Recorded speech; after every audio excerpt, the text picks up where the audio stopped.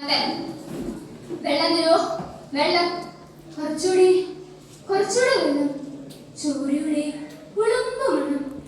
അമ്മയുടെ, പെങ്ങളുടെ, മകളുടെ 7 കടലുകളിലെ ജലവും അറേബ്യയിലെ മുഴുവൻ സുഗന്ധദ്രവ്യങ്ങളും മതിയാവുകയില്ല ഈ മനുഷ്യന്, അല്ല ഈ പുരുഷന്റെ കൈകൾ ശുദ്ധമാക്കാൻ.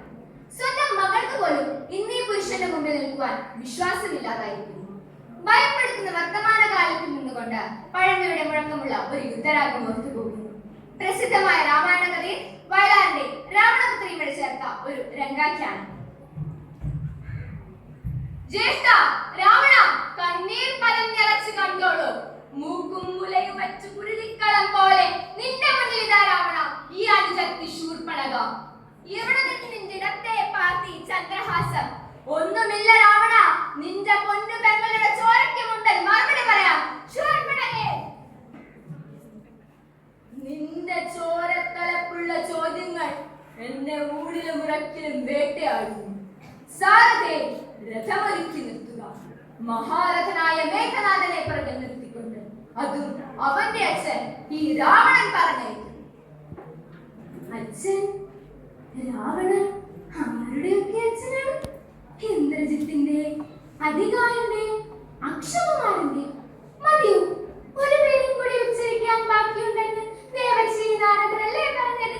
നാരായണ ഹേ ഹേ രാവണ പ്രഭു, അന്തിമ യുദ്ധത്തിന് ഒരുങ്ങിയിറങ്ങും മുമ്പ് ഒരു രഹസ്യം, ശുഭരഹസ്യം അറിയിച്ചു കൊള്ളട്ടെ.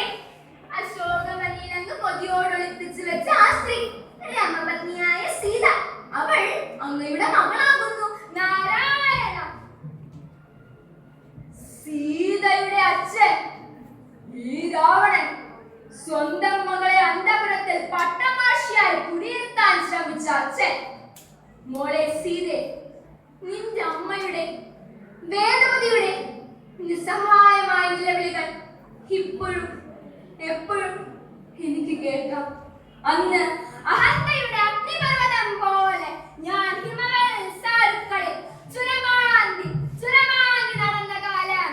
പുരുഷകാമനകളുടെ ലാഭപ്രവാഹത്തെ ഒരുമിച്ച് കുടിയിരുത്താൻ ശ്രമിച്ച സ്ത്രീ ശരീരത്തെ, വേദവതിയെ ഞാൻ തൊട്ടു.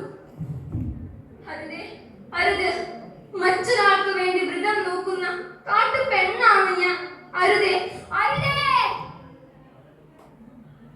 എന്ത് യുദ്ധം, എന്ത് വിജയം!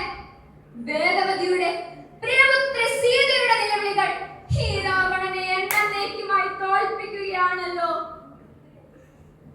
എന്റെ അസുരകുലത്തിന്റെ രക്ഷകൻ രാവണൻ പരാജയത്തെ കുറിച്ച് ആശങ്കപ്പെടാൻ തുടങ്ങിയെന്നു. രാവണ, നിന്റെ പ്രിയപുത്രൻ മേഘനാഥൻ ഒറ്റയ്ക്ക് പടക്കളത്തിൽ മറുകൈയിൽ തുണയില്ലാതെ നിൽക്കുമ്പോൾ നിനക്ക് പിന്മടങ്ങാനാകുമോ രാവണ? മേഘനാഥൻ ഒറ്റയ്ക്ക് പടക്കളത്തിൽ, അതും അവന്റെ അച്ഛൻ ഈ രാവണൻ ജീവിച്ചിരിക്കുമ്പോൾ? ഇല്ല, ഞാൻ പുറപ്പെടുകയായി. മുഴങ്ങട്ടെ കൊമ്പം കുഴമ്പൻ ചേമ്പേരിയും പത്തരശങ്കരം മുമ്പേ തൊട്ടുപിറകിൽ രഥങ്ങൾ, ഇവ മധ്യത്തിൽ അശോകൻ, എല്ലാത്തിനും പിറകിലായി കാലം, എല്ലാത്തിനും മുൻപിലായി നിൽക്കുന്ന ചക്രപരാക്രമശാലിയായ ഈ രാവണൻ. ആരാ വഴിമുടക്കി നിൽക്കുന്നത്? പ്രഭു മേഘനാഥകുമാരനും.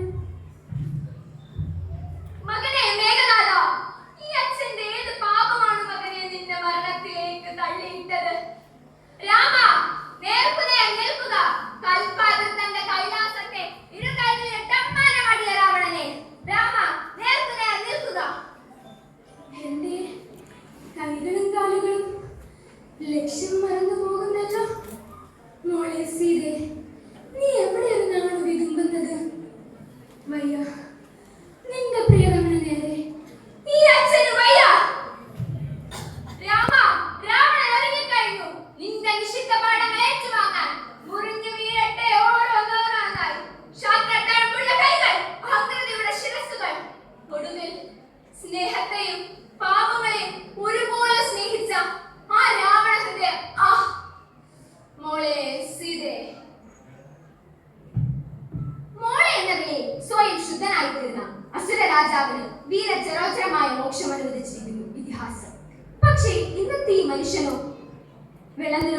വെള്ളം, കുറച്ചുകൂടി വെള്ളം. ചോരയുടെ വിളുമ്പ് മണം, അമ്മയുടെ, പെങ്ങളുടെ, മകളുടെ. നന്ദി, നമസ്കാരം.